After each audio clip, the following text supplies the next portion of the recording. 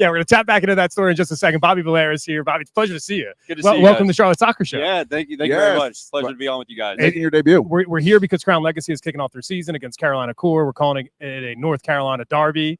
You're somebody that is obviously super involved as the assistant GM of this club, working with Zoran, talking about player development, looking at talent. What's it like for you to work with these Crown Legacy players and kind of see? We just talked to Patrick Ajamong, right? Yep. What type of ceiling some of these players have? Yeah, no, it's amazing, honestly. It's one of my biggest passions is working with the younger players. It's kind of the pathway that I came through as a member of staff. And so seeing these guys, and we know that they have a lot of talent. And then obviously coupling that with the coaching staff that we have here at Legacy, combining that with the experience that we have across the first team coaching staff as well, and with our new technical director, Tommy Wilson. Right. So things are cooking, and Dean's a very focused on young players as well. That probably meshes. You and his styles mesh well together, I assume. Exactly. Yeah, exactly. So Dean was super happy and to bring in players to start preseason with the first team, and we saw that.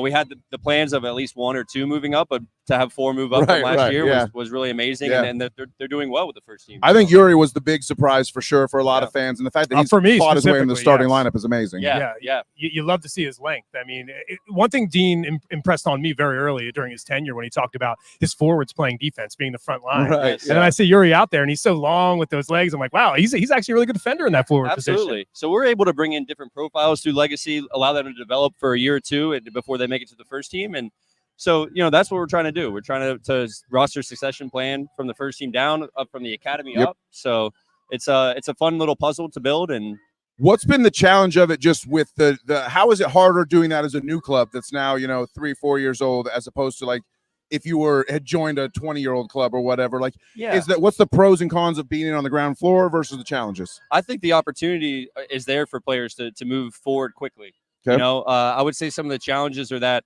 our academy is still young, right? We haven't had a class that's come all the way from our development program up through our 17s yet. So I think our academy will get stronger and stronger, and then that will decrease the need to bring in players maybe as internationals or try to recruit us heavily from college. Let me ask you a question. You mentioned college. Let me just follow up there, because we just talked to Patrick. Patrick's a product of the NCAA system.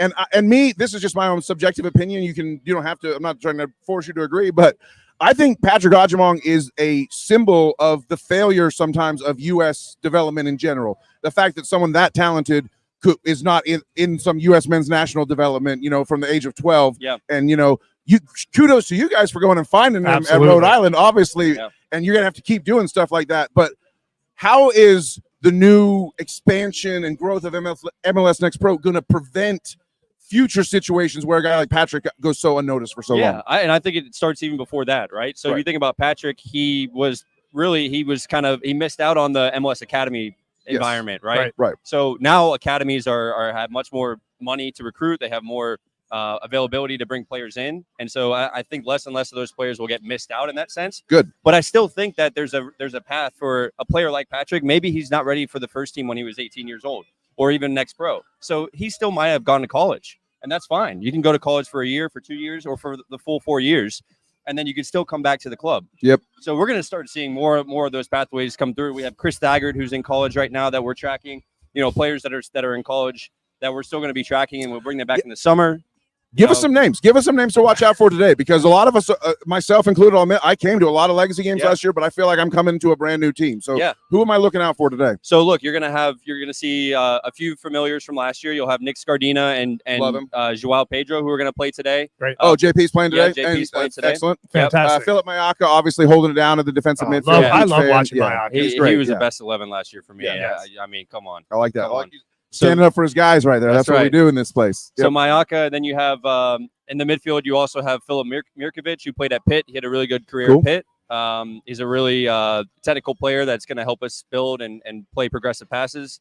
Obviously, I'm excited for Jack Neely. It's another big year for him. As homegrown as they get, folks. He went to South Meck High School. That's right. A couple more college players that'll be in the mix. And Romero's going to feature heavily this season as well, right? That's the hero of Chelsea, who's it's amazing what he was able to accomplish sort of in his 16-year-old debut in the friendly. And he scored some. He did all right in Next Pro last year, but maybe with some injuries wasn't a main focus now. I think they feel like this is his year to really shine. Yeah, look, every player takes their own time and their own path, right? Yeah. And you see Nympho's kind of push the envelope a little Yep. bit, but Brian's just going to take a little bit more time, Right. and that's fine. And Brian already has a built-in fan. All the fan Everyone base loves loves Brian. Brian. Yeah. And we love He Brian beat too. Chelsea. Yeah, Yeah. exactly. So, Bobby, did you make the trip to Nashville last So night? I was not there last Okay. night. I was planning to be there, but we had some registration things that we got through the last minute on Friday, so Okay. I stayed back. Yeah, he's working late on Friday night. That's what I he's love doing. it. Friday news dump. Zoran's got him working hard. There's no doubt about that. That's right. So, what was your take on the match last night? Just as we're talking here, obviously it's a disappointing 2-1. It feels like, and we said to Patrick, and we're not going to harp on it. It was we'll use Dean's words. Stonewall penalty there at the end, but it felt like. What'd you think of the club's performance? Yeah, I think we struggled the first 30 minutes, and that's a tough environment to play in. You guys were there. They hurt Kerwin on purpose. Kerwin goes down, so that limited our ability I know what y'all did to make different substitutions that we had planned. I can say it, you can't. Yeah, exactly. So I think after the first 30 minutes, we let in some cheap goals that are uncharacteristic of the defense that Dean Smith has kind Alex of Muil should never be getting an uncontested header in the box. He's this tall, for sure. Yeah. Go back and look at that second goal, though, in the build-up. They're offside. So go back and look at that. Mukhtar offside?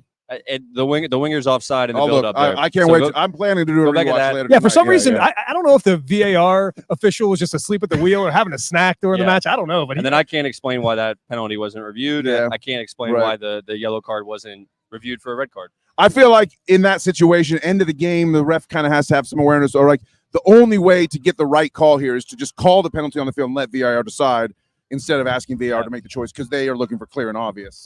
So a veteran referee might have been able to pull that off. We don't have any veteran referees working this week. That's right. Yeah, but a good second half. I think we came out and said, okay, the guy said, okay, we didn't play great in the first half, but let's put the pedal in the metal, and they did. Getting the one back before the halftime was nice. Was big, yeah. I'm a little frustrated. I'll just admit, by the lack of shots on target and just the lack of lots of control and possession in the offense without a lot of threat. But hey, it's a tough environment, like you said, and they were very. McNaughton played a great game. Lucas McNaughton, their center back, played a great game. You know who else played a great game? 47 of 51 completed passes, and it's Jabril Diani. Diani looked really nice. Sacre bleu. Yeah. You're obviously somebody that was a big part of bringing Diani here to town. A fantastic debut. What it seemed like it was, and so we wanted him. As we told you guys about a year ago, and we would have had to pay a significant transfer fee for him then. So to get him for free when we did is a steal. Now, of course, we would have wished to have him earlier, but he's going to be a big value player, as you can see. He's so silky on the ball, silky, plays in forward, control. plays progressive passes through the lines. There were some speculative ball. What I love about this team, what I thought was the most encouraging, was the way that Yuri and Diani and Westwood could send speculative balls, and Patrick can just fight guys off and be the first one to him, which is real nice. Yeah, exactly. That's going to have bear fruit eventually. It didn't last night, but it will. Correct. Sure. Especially, I think, at home. When we're at home, I think that game we probably score 3-4 goals. Yeah, and I think that's the last thing we'll talk to you about. I appreciate you so much for taking the time. Absolutely. Happy to be here. Hopefully we can spend some time on the golf course here soon. Let's do it. Summer. Pine Island? Let's go.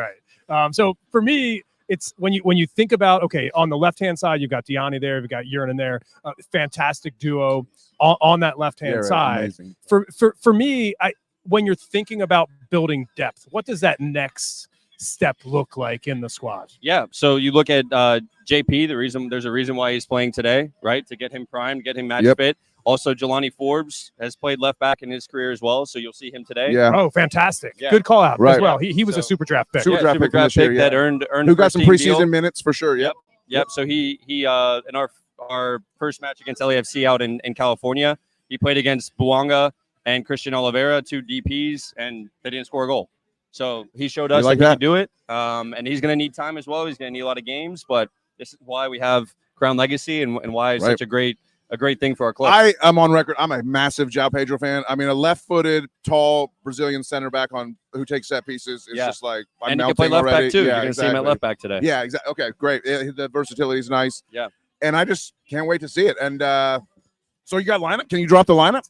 Yeah, I'll drop the lineup for you. Breaking news here. Breaking news. Yeah. Yes, that's what we do. So we'll go back to front. In goal is Big C, Chituru Odense. Love it. Left back is João Pedro. Love it. Left center back is Willie Sengo-Kiza. We got him from Ecuador. He's on loan. Excellent. He's a big talent. Jack Neely starting alongside him. And then Julian Bravo, we got from Portland Timbers too.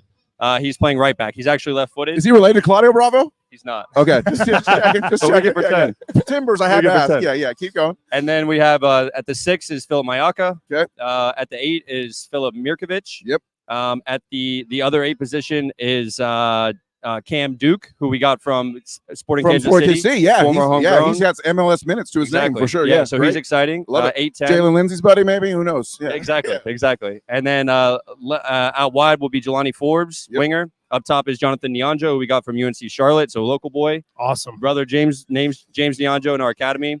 And then right winger is Nick Scardino. Oh, That's Scardina. fantastic. I mean, Yeah. it's Strong lineup. It's an exciting, Really strong. It's an exciting 11. There's no doubt about that, because all these players are players that want to make a name for themselves, that want to play well. Yep. That, and that's the best part, I think, about Crown Legacy, right? You're not only playing for your squad, right, which is always the most important thing, but you're playing for yourself too, in a way. No, 100%.